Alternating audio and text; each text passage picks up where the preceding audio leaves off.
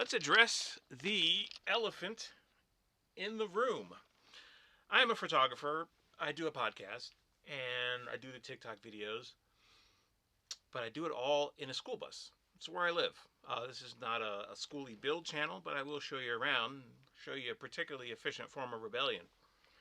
It is a 2000 uh, International Bluebird school bus, 48 feet long. No, yeah, 40, no, 38 feet long. 38 feet long, and I've had it for 2 months now. I'm not going to be building this thing in a weekend like they do on YouTube. The first build is going to be pretty elementary and very basic. The second build will be a little more elaborate, just expanding on the original ideas. And the third build will be the final. I plan on having it, if God willing, this thing 20 years. So we'll see how that goes. But the primary responsibility, I believe, is environmental controls, heating, ventilation, air conditioning, general comfort. Because if it gets too hot or it gets too cold, it starts to suck really fast. I used to have an RV. I started van life in an RV, and it's like a 28-foot long Class B Econoline RV. It had propane, had no other source of heat other than the dashboard itself and the heat from the motor, and that was it. One night that did fail, and I had to run the truck itself in the old RV. I had to run the truck to get heat into the bus, the RV in the winter, which kind of sucked. So moving on to the next truck, the school bus, I wanted to make sure I had multiple forms of heat, which is general advice on the internet on YouTube. So I did 3. So far I have 3 forms of heat. The third is the actual bus from the actual heat from the bus as it was equipped as a commercial unit. The heat for the bus itself is all controlled up here on that guy. But let's start where it starts. Am I recording? Yeah. It's the only thing I can't fix is not pushing the record button. The Chinese diesel heater is this guy. It is $89. The exhaust vents to the outside, and the exhaust vents to the outside, the heat vents to the inside.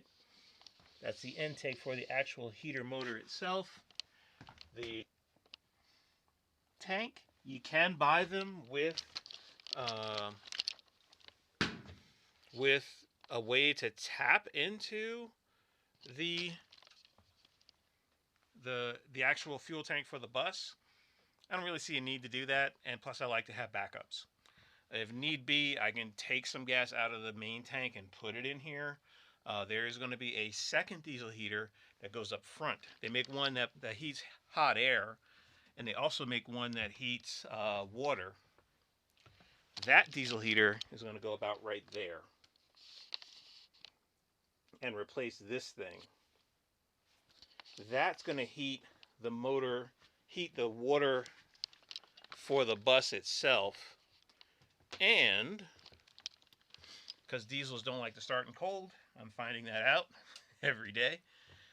That's going to heat the antifreeze for the bus and keep the motor warm and startable in case the zombies come. And it's also going to be able to heat the inside of the bus as well. Now, the diesel heater, that thing, is the primary source of heat at the moment. My secondary source of heat at the moment is this guy. This is another Chinese wood stove and paper disposal. And that goes up through the roof, out, and through that guy. Always nice outside. What does that look like? Oh yeah. That goes up through the roof, out through there, and then you burn wood to use it. I am from New Jersey. I don't understand. I'm not accustomed to a lot of this, but I'm learning. And as long as you keep it safe, you do all right. The wood, however, I'm finding out is a bad idea to. I got the bus late in the winter, so November. Uh, it was pretty cold. Winter had already begun. Everybody had already bought their cords of wood. A cord of wood is anywhere from $100 to $500. It's going to be $500 or more in the wintertime. I tried to buy a cord of wood in the wintertime, and it just seemed a little pricey for what I was getting, so I figured I'd wait, and that's why I got that guy. So I got a couple pieces from the gas station, wood you see out in front of the gas station, and that'll be fine for now. I'll burn it during the daytime.